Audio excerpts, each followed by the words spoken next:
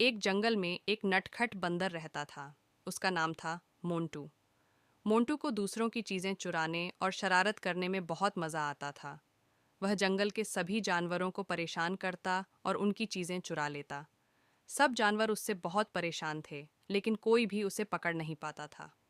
एक दिन जंगल के राजा शेर ने सभी जानवरों की सभा बुलाई और कहा, इस नटखट बंदर को सबक सिखाना बहुत ज़रूरी है। उसे रोकने का कोई तरीका ढूंढो। सब जानवर सोच में पड़ गए, पर किसी के पास कोई उपाय नहीं था। तभी चतुर खरगोश बंटी ने कहा, मुझे एक तरकीब सूझी है। मैं इस शरारती बंदर को सबक सिखाऊंगा।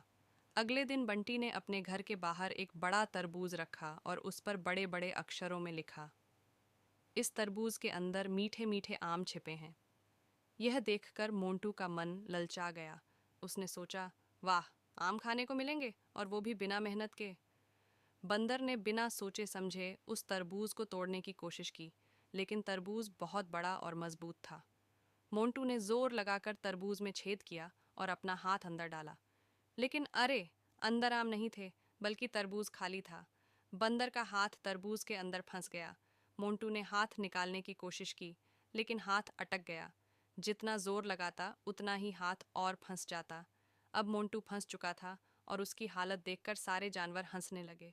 बंटी ने हंसते हुए कहा, मोंटू, अगर तुम दूसरों की चीज़ें चुराना बंद कर दो तो मैं तुम्हें मदद करूँगा। मोंटू ने शर्मिंदा होकर कहा, मुझे माफ़ कर दो। मैं वादा करता हूँ कि अब कभी शरारत नहीं करूँगा और किसी की चीज़ें नहीं चुराऊँगा। बंटी ने मुस्कुराते हुए मोंटू की मदद की और उसका हाथ तरबूज से बाहर निकाला। उस दिन के बाद से मोंटू ने शरारत करना बंद कर दिया और सब जानवरों के साथ दोस्ती से रहने लगा। इस कहानी से बच्चों को यह सीखने को मिलता है कि शरारत और दूसरों को परेशान करना कभी अच्छा नहीं होता। समझदारी और दोस्ती से ही हम सभी खुश रहते हैं।